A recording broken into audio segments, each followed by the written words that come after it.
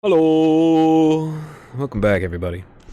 So, I'd figure I'd start the episode off by reading out some notes here. As you can see, I got a little light, and this light helps me take notes in the middle of the night or early in the morning when there's not a lot of light and my brain is very active and it's more subconscious unconscious ways. It's called somatic states. Sorry, butchering my words here.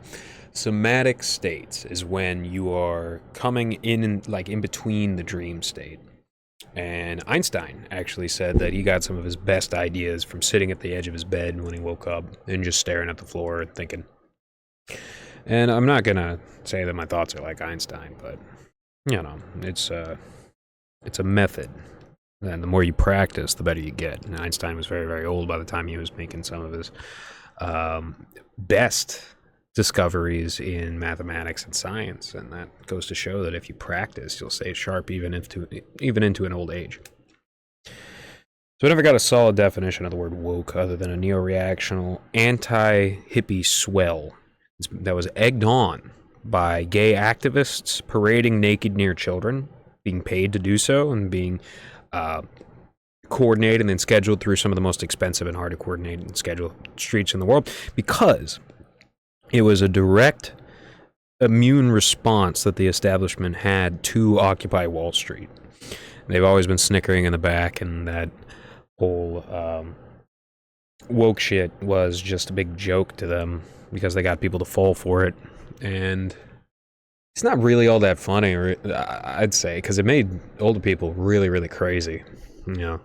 Thankfully, I don't know a lot of people in my life that use the word woke because it doesn't really have a definition. But if you get into the lingo and all your friends, are saying it, then you'll start saying things that you don't even know. You don't even realize what they are. And naturally, that can lead you to just using fake words like woke. Doesn't mean anything. Like, am I supposed to be sleepy? I don't get it.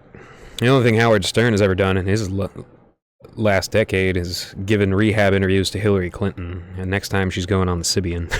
Sorry for giving you that thought. It's a terrible, terrible thought. Don't cross 50 Cent. He'll put a hex on you. That's some legit shit.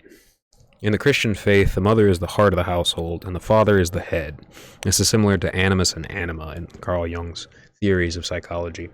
Now, Carl Jung's theories of psychology were true, accurate, but because they were based on things that you could trace to history, the batshit crazy people who are obsessed with progressivism that were around in the 1800s and early 1900s that are a direct response from the Masonic philosophy gaining traction decided, no, we're going to go with Freud, we're going to go with gaslighting, we're going to go with we create our own realities, that solid definitions of things don't matter. And that was the way that they got us, And there's never going to be the sort of thing like children working, 14 hours a day in mines for no money, because we have guns now and we can shoot the people that try to do that shit. The issue is countries like Israel and their child labor, slave labor, sex trafficking, drug trafficking. That's the issue, is that if it can be done with the patina of a democracy, then it can pass the buck. And I would encourage anybody to look up the hold on one second. I would encourage anybody to look up the Palace of Parliament. Palace of Parliament was built on top of a large, lived-in area, and they flattened it out so that they could make this gigantic grounds for their democracy. And it resembles exactly a monarchist palace of old, where they were having too much. They were spending their money on lavish things that weren't necessarily necessary because they had excess money from ruling in a good way. Now, modern democracies like the Londonering democracy, they seek to extract. They don't actually uplift their people. And so it's even more hypocritical for the French Masons to grow big stuff, which they don't, or for the Londoners to make large testaments to themselves which is incredibly hypocritical, especially if the Dutch do it. Like, that's the most hypocritical. They're the ones that burn down the churches and destroyed the statues and tore up all the paintings, like you have modern activists doing today. The first people to do that were the Dutch iconoclasts, who went around breaking stuff up exactly like it's taught in Islam, that you shouldn't have any sort of art or depictions that cheapen your imagination and shit like that, which just breaks you down and makes you easy fodder for the state, essentially. The Japanese believed in order to craft a sword properly, the blacksmith had to use a ritual to call a soul into the blade. Sometimes that soul is ravenous, as is depicted in Japanese folklore. That's very interesting because it's in old Shintoism, which is derived partially from animism. You have a tremendous amount of souls all throughout nature, and you've got stuff like the river soul and the rock soul of the garden and the soul of the house, and all that stuff is derived from animist religions, which the Ainu practiced and the people of the Ryukyus practiced, and the original occupants of Japan, which were basically Ainu related. They believed in the soul and everything, and that is basically an early way of teaching people to extend their minds into things, which makes people better at crafting tools such as the sword. People can't stop smirking out of the corners of their mouth like that DEI fire chief make me sick. And that's really true. Like, that's a big tell. There's a lot of tells in the face. And if you can't stop smirking, Kamala Harris, if you can't, like, lessen the intensity in your eyes for any reason, and you're just, like, wide-eyed and super intense, you probably are, like, a control freak. And if you can't stop smirking, you probably think that all this shit's going on around you is funny, and if it's not funny, then you don't divert your attention to it. So you don't divert your attention to it being informed, you just divert your attention to being amused. And that gives you that permanent rictus grin on your face. Not good. Not good. We cannot have the millionaires and billionaires owning 99% or more of the POGs. That's P-A-W-G POG, not P-O-G POG. If you go to cernybanders.org, you can sign up and become part of our nation's distribution plan for equitable baddies for all people. He's, he's a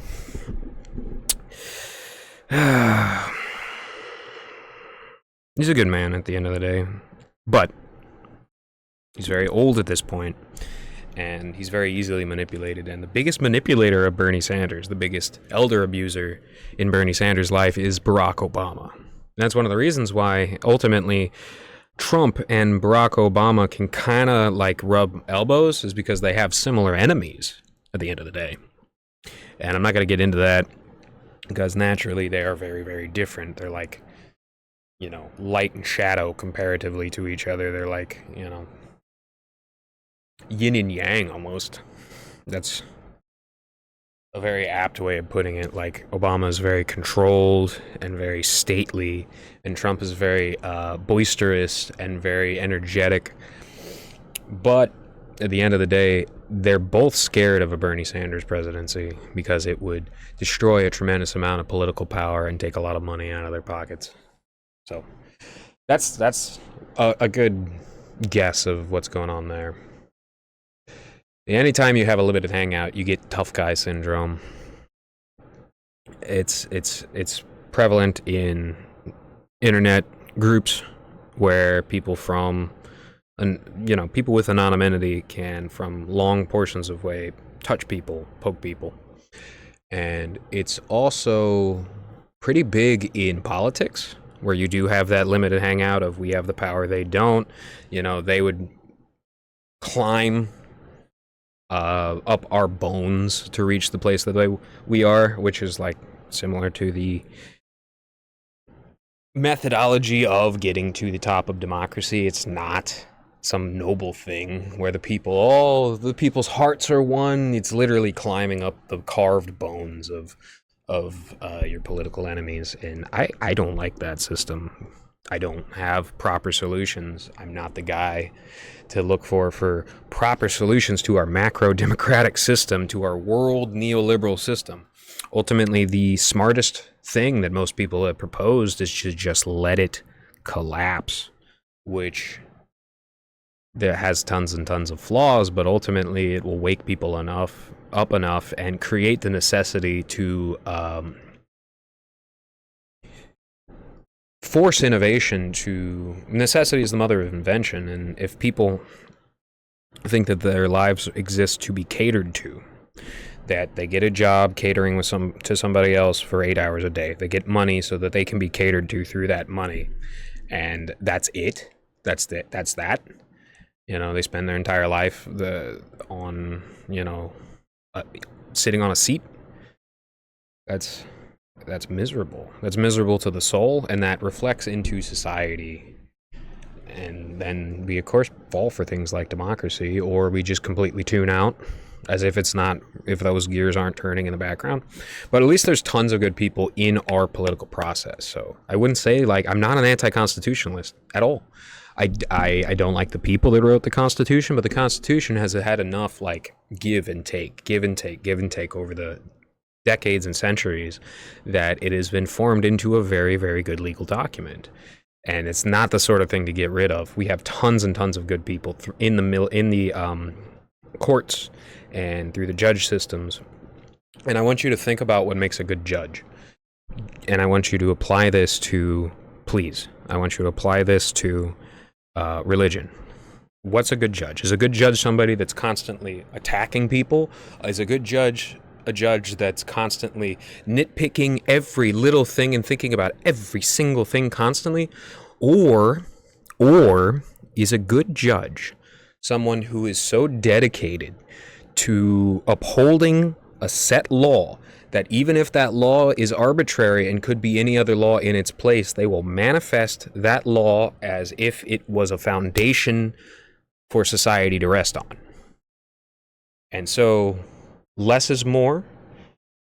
Brevity is not the soul of wit, but less is more in the case of maintaining your particular square, knowing what your job is, and going, well, this is the state law, and this is the country law, and I will study the state law 60% and the country law 30%, and my local customs, will get a place in my mind, but I'm not going to fill my head with every single person. It's a macro thing, and I want you to apply that to how people, discard and scoff at God as a judge, as a architect and arbiter and a loving father, and they seem to apply that in some kind of a hyper obsessed way where God has to show himself in every, or saying him and even saying her is a low form of conceptualization of a monotheistic God. But I'll use he anyways, because it makes it easy and simple. That he has to nitpick everything and be constantly in everything, instead of somebody that sets things up and watches in delight, just like a gardener after planting the seeds, as they grow into beautiful things shaped by the macroclimate and maintaining the laws, which is to say not letting the climate be completely destroyed so that you for a short amount of profit, you extract as much as possible and then leave it all to rot. That's a terrible judge. That's a terrible arbiter. That's a terrible architect. And that's a lot of the architect of the atheistic mind, you see, because they do not conceptualize the higher concepts of what a judge is and what God has been described by people for thousands and thousands and thousands of years. Getting closer and closer and closer and closer, and then falling so far back, and hopefully getting back up, That's what I hope. And I also hope that I stop saying, you know so much. I should punch myself every time I say that, because that's my crutch word. Just because I have a little break in my mind doesn't mean I have to go, But anyways, I apologize. Every action has an equal and opposite reaction. When you do bad, it either bounces around in the skulls of the noble or it gets directly translated into action against you. So that's why number 2 rule that Jesus gave. First rule is love God, take no other strange gods before him, which is to take no lower conceptualizations, which to take a demon and then put them in the place of God, or take even one of God's angels and put them in the place of God. Don't do that. Number 2, love thy neighbor as if they were yourself, because it's the easiest thing in the world if you hurt your neighbor for your neighbor to come back and hurt you. But the second, the second point about this is you got to prioritize in your mind the people that are close to you, just as the judge prioritizes their own their docket of laws that they have for their place, instead of learning all the laws all over the world. You see, be on the lookout for foreign trolls. This is a big thing. Be on the lookout for Chinese trolls. Be on the lookout for Indian trolls, Russian trolls, European trolls, South American, Latin American trolls. Be on the lookout. Genuinely, they will disguise themselves. They will use tactics to disguise themselves just to mess with your psychology. Have that bouncing around in the heads of the nobles or lashing out around their neighbors to destabilize things. Genuinely, you shouldn't prioritize just fucking with people, especially if it's not funny, as something to watch or snicker at. That is very low-minded shit. And ultimately, it's what, as I have described before, low-tier women get off on, is that sort of soap opera level of drama that's so bad that it can be recreated with an AI very easily, and people can't even tell the difference because there's no thought there.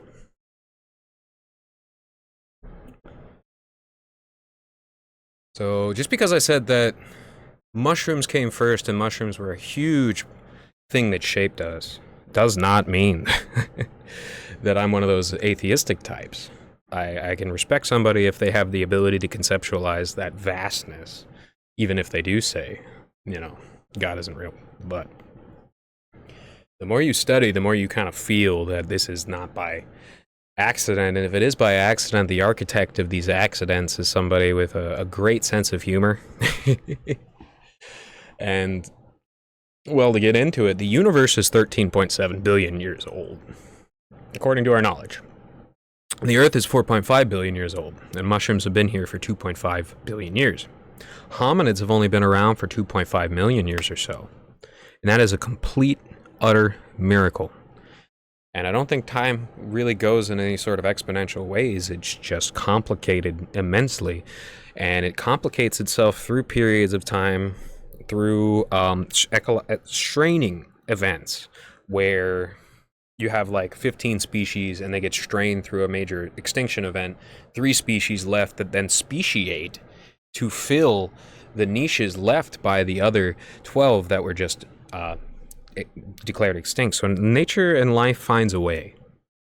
That doesn't mean that what we're doing at the moment isn't a terrifying level of destruction and extraction and unbalancing that is unlike almost anything else. But most importantly, it's taking established places where people have lived for thousands of years, whether it's Native Americans, Europeans, whether it's people in the Middle East or Africa, whether it's Indians or Chinese people. It's taking places where people have lived for very, very long periods of time and obliterating people's ability to live there in the long term for short-term profits, whether it's building up the city immensely and immensely quickly, or extracting the resources in the area and leaving big holes in the ground where earthquakes become more prevalent and sinkholes happen. Regardless of what it is, that is murder. And that's exactly the same as the Georgia Guidestones people that want to reduce the population of the planet to 1 billion capped out, no more. If you think that, they would have been poor or homeless anyways, that's a sick mentality. It's the same mentality that allows people to abort their children. That's facts. Sorry if that upsets you, but that's facts. So, did you know that Navajo code talkers crafted codes unbreakable by the Nazi linguists? That's because the Nazi linguists had studied very intensely the Indo-European language, the connection between Indian, Russian, British, Swedish, German, French, Italian, Spanish. They had studied all that. They could crack all those languages, but they could not crack the Dene-Yenisevian Navajo language. Dene is from a place in old Siberia. Siberia has receded. But Dene is a place in old proto-Turco-Mongol lands. And moved over when the Native Americans, like back when it must have gotten cold. For oceans don't freeze usually. Like even small oceans usually don't freeze, but they were able to take a lot of stuff over, so the ocean was frozen. And then they got isolated when the ocean thawed, you see. So humans have been around through massive, massive, massive issues. In fact, what it means to be an Indo-European is to be somebody who can utilize fire in a controlled way, of using controlled burns for a variety of reasons, and not being insane like Nazis who don't know where they came from and burning everything for no reason. And it also means to have weather tolerance. So we try not to bitch about the cold, try not to bitch when it gets too hot, especially when it comes to the cold. But at the end of the day, we should respect nature, because our ancestors who developed these methods respected nature tremendously. If it wasn't for the respect of nature and knowing how things properly work as they were created, you know, with their limits, with their balance, then we would have never been the seat of science, essentially, because that science started with animal husbandry. And then, you know, naturalism, botany, and that grew the mentality of the European people. It looks like we're going to bring back asbestos here soon, and that's because the generation that was most affected by it are dying out. And then we're probably going to bring back lead, and by the time we ban lead a second time, we're going to have already banned plastics because of microplastics, but we'll bring that back too. That's the cycle. That's going to be the cycle. We're just going to continue to poison things with factory sludge forever. Unless RFK Jr. can get in there and do something. You know, it already looks like Trump has been like, Bobby, stay away from the liquid gold. I mean, I'm sorry, dude. There's no such thing as, like, instant revenue. There's no such thing as a get-rich-quick scheme. There's no such thing as a turnkey business. It always comes from something. And the bill will be paid and the can will be kicked down the road, but eventually things will come due, just as Texas today and Saudi Arabia today are absolute nightmares that nobody genuinely wants to live in. And if you're, like, in a little enclave, like, it's not good for you, because you probably expend twice as many resources to stay in that environment than you would if you stayed in a more balanced environment. You have way less opportunities, you have way less enrichment, genuine enrichment, things that human beings love, like nature and being able to spend extended periods of time out with their dogs and having a breathable air. Not having hail the size of softballs falling from the sky, not having massive tornadoes whipping through everything, not having extreme droughts and fires, and not having the winter freeze over the electronic station so that people's power goes out in vulnerable times when they're not accustomed and their houses aren't accustomed to the immense amount of wind coming down from the Yukon, combining with the macro climate to make things extremely cold. Ah, Bren Daniel cut his hair, and now he looks like Vsauce. Ah! No! No! I am so sick of all the millions of people that look like Vsauce. I'm gonna assume there's millions of people that look like Vsauce. Beard, square glasses, bald head. Hate it. Hate it. Hate it. Hate it. Hate it. Human beings love their hair. We have selectively bred our hair to be cooler and cooler and cooler. And it's not just something that happens in the women. Like, women get lusher and thicker and stronger hair because they don't have as much testosterone, which makes your hair fall out. But we have selected nicer and nicer hair, both the women and the men. The women select nice hair on men so that their children can have nice hair. Men are naturally attracted to women with full nice hair. It makes them look healthy and like a viable partner to invest in and protect, etc., etc. Back to the instincts. God, I hate this bald shit, man. I hate the bald and the beard. I hate the bald and no beard. It's bad. I actually respect the monk look, you know, where you're balding but you only keep it clean up here, and then you have a nicely manicured side area wrapping around, diadem, if you will. I respect the hell out of that. You know, that's rocking with what you got. But to shave it all off, you know, unless you're maybe like military or something like that, that's disappointing in my opinion. The amount of nerds that have done that just because they go under like extreme, like Ben Saint. I literally watched him have good hair, and then he went under extreme AC until his skin was like falling apart, and then he shaved his hair off because he's under like extreme air conditioned air all the time in his room like a mummy. His words, not mine. Oh, and by the way, the back rooms is just unfinished hotel propaganda. Don't fall for that shit. SCPs are really annoying. Now, what's not annoying is Voices of the Void. Voices of the Void is a really, really, really fun game, and the funnest person to play that fun game is Bren Daniel. I would strongly suggest anybody watching Bren Daniel's Voices of the Void videos from beginning to end. It's still ongoing. It's super fun. As the game gets updated, the guy continues to play it. And the guy's voice is amazing, and he has genuine talent and humor. He's not nearly as successful and popular as he should be, but it is what it is. There's tons of well-produced videos on engineering made by people who went to school for engineering and found out it was a more lucrative business to make videos on engineering projects, and stuff like that. You know, it's, you know.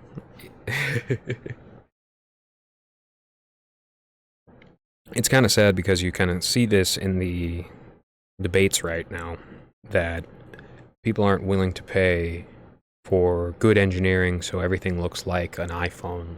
Oh, we put wheels on a trash can, so it's $15,000. No, no, it's not. It's a trash can with wheels on it. Not worth $15,000. Oh, that's modern engineering. You know, you go back to 30 years ago and you can kind of see cool stuff popping up, cool engineering stuff. Definitely come a long way when it comes to microchips and radio technology and stuff like that. But other than that, we've blobjected everything and we've turned it cheap. And beneath the shiny plastic veneer is a cheaper and cheaper and easier to break set of engineering issues that make it unsustainable to be an engineer, even though everybody's getting the job to engineer in the military. That's why America does that. All of our schools have been just wiped out, completely and utterly wiped out.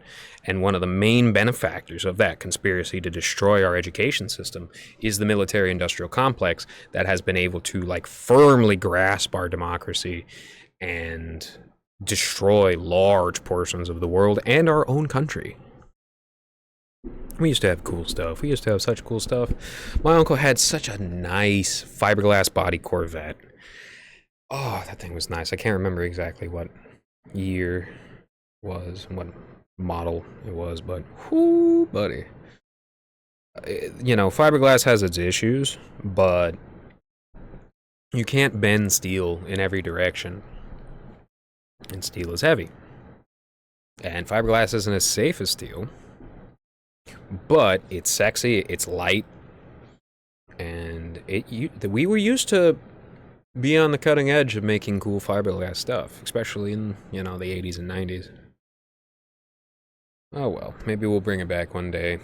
One thing I'm really disappointed at is the people baying, like a person that I used to work for, baying for asbestos to be brought back in. Just completely ignorant of the fact that it is one of the most disgustingly toxic and damaging things that America has ever been through the unpleasant process of getting rid of. And whenever, here, take it from Scuffed Realtor, take it from Nick Rochefort. If you ever go into a basement and you see what's called a snowman, which is a big wrapped asbestos water heater, you hightail it out there, that home is worth negative money.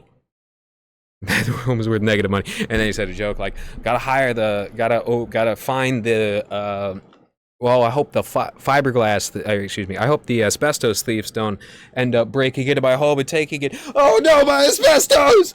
No! I can't do it as good as he is. Somebody with years and years and years of practice at physical comedy, voice comedy, impressions and things like that. I really want to get into it. I've always had a lot of respect for that. But I've been a lot of typing, a lot of writing. Yeah, I haven't been cool guy. I haven't been class clown in a long time, and what I would do is basically like prop comedy, like smashing an apple with my head.